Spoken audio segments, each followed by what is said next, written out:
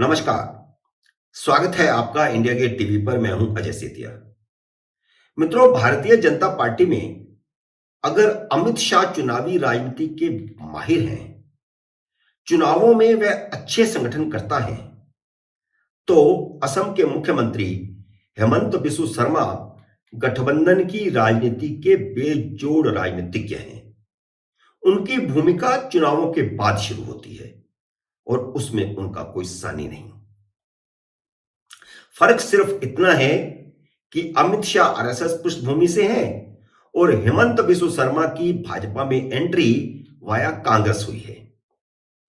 पूर्वोत्तर में भाजपा के तुर्प के पत्ते हेमंत बिस्व शर्मा ने गठबंधन बनाने की अपनी क्षमता का एक बार फिर लोहा मनवा लिया है।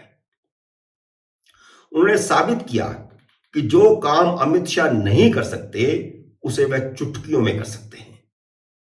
इसलिए नरेंद्र मोदी और अमित शाह ने पूर्वोत्तर की राजनीति की पूरी जिम्मेदारी हेमंत बिस्व शर्मा पर छोड़ दी है। उनकी सलाह के बिना ये दोनों नेता फैसला नहीं लेते। यही कारण है कि नरेंद्र मोदी और अमित शाह ने शर्मा की सलाह मानते हुए मानिक साहा को दोबारा त्रिपुरा भाजपा विधायक दल का नेता चुनना स्वीकार किया, वरना प्रतिमा भौमिक का नेता चुना जाना लगभग तय था। उनका मुख्यमंत्री बनना लगभग तय था। लोकसभा सदस्य और केंद्र में मंत्री प्रतिमा भौमिक को विधानसभा चुनाव लड़वाया ही इसी रणनीति के तहत था। अब प्रतिमा भौमिक कब और कैसे मुख्यमंत्री बनेगी, यह हेमंत बिस्व शर्मा ही तय करेंगे। हेमंत बिस्व शर्मा ने अपनी जुगाड़ू राजनीति की क्षमता का ताजा करिश्मा मेघालय में दिखाया है। उन्होंने मेघालय में उन सभी दलों को फिर से कोनार्ड संगमा की सरकार में शामिल होने के लिए राजी कर लिया जो चुनाव से पहले सरकार में शामिल थे, लेकिन चुनाव से ठीक पहले कोनार्ड संगमा ने उन सबके साथ मिलकर के चुनाव लड़ने से इनकार कर दिया था और सब अकेले अकेले चुनाव मैदान में उतरे थे और इससे वैमनस्य पैदा हुआ। भाजपा समेत सभी राजनीतिक दल अलग अलग चुनाव लड़े। कोनार्ड संगमा की इस रणनीति से खुद उनके दल एनपीपी को जरूर फायदा हुआ। उनकी सीटें 20 से बढ़कर 26 हो गई। उनकी सरकार के एक घटक यूडीपी को भी फायदा हुआ, जिनकी सीटें 6 से बढ़कर 11 हो गई। लेकिन एनपीपी यानी कोनार्ड संगमा यह समझते थे कि उन्होंने 5 सरकार जिस प्रकार गठबंधन की सरकार चलाई और अच्छी सरकार चल गई, उसका फायदा यह होगा कि उनकी पार्टी स्पष्ट बहुमत लेकर के आ जाएगी। वह सफलता उन्हें नहीं मिली। वह बहुमत से 5 सीटें कम रह गए। इसलिए वह तुरंत हेमंत बिस्व शर्मा की शरण में चले गए, जिन्होंने संगमा की अमित शाह से बात करवाकर केंद्र से हरी झंडी ले ली। और इसके बाद हेमंत बिस्व शर्मा ने भाजपा के 2 विधायकों के अलावा एचएसपीडीपी के 2 विधायकों और 2 निर्दलीय विधायकों का जुगाड़ करके 32 विधायकों के साथ सरकार बनाने का दावा पेश कर दिया। यह सारी रणनीति हेमंत बिस्व शर्मा की थी। हेमंत बिस्व शर्मा चाहते तो वह 11 सीटें जीतने वाली यूडीपी को भी संपर्क करते, लेकिन यूडीपी क्योंकि बहुत खफा थी, इसलिए हेमंत बिस्व शर्मा ने उनको संपर्क नहीं किया। वह पिछली बार 6 सीटें जीती थी, इस बार 11 सीटें जीती थी।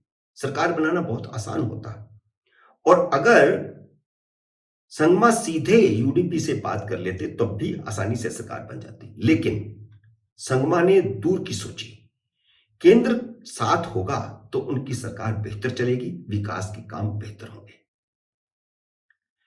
जब 32 विधायकों के साथ कोनार्ड संगमा ने बहुमत साबित करने के लिए राजभवन में अपना दावा पेश कर दिया, तो असली राजनीतिक उठापटक इसके बाद शुरू हुई। और यह हेमंत बिस्व शर्मा को पता था कि इसके बाद जो उठापटक की राजनीति शुरू होगी, उसी से कोनार्ड संगमा की सरकार को फायदा होगा।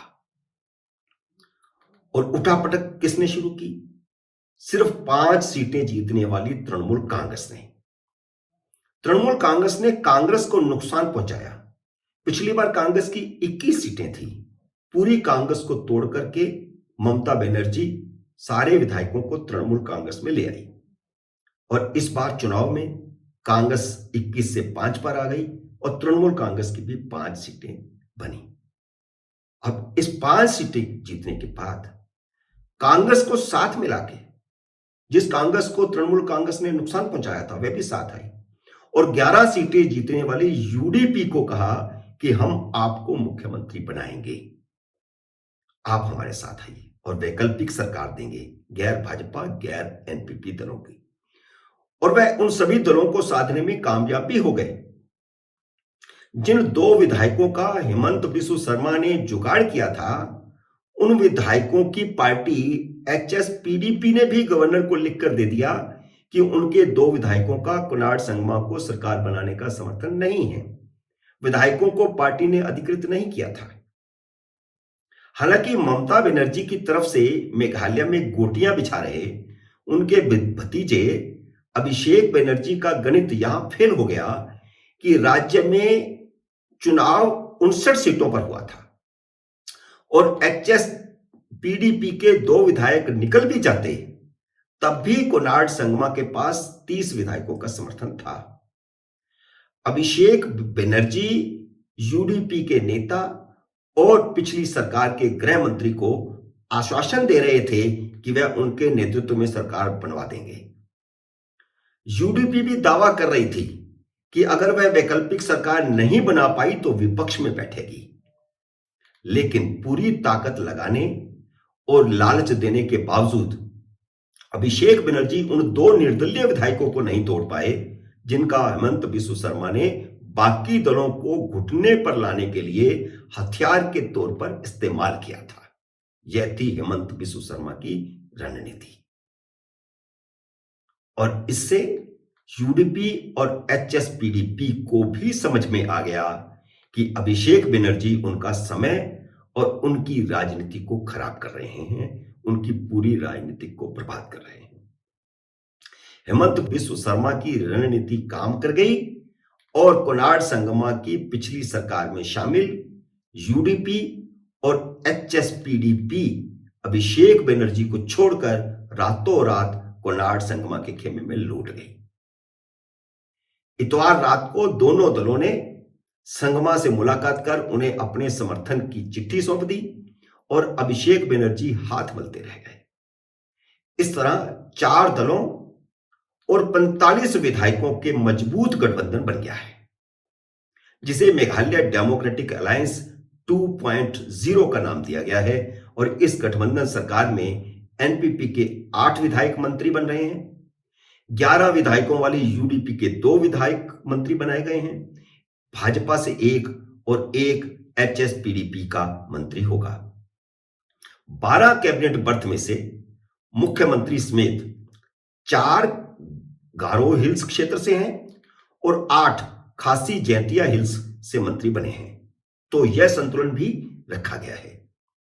7 मार्च को प्रधानमंत्री नरेंद्र मोदी की मौजूदगी में कुणाल संगमा सरकार का शपथ ग्रहण भी हो गया।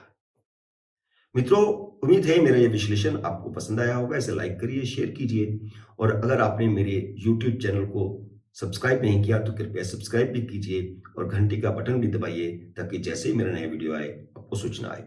मेरे नए वीडियो का करिए इंतजार। तब तक नमस्कार।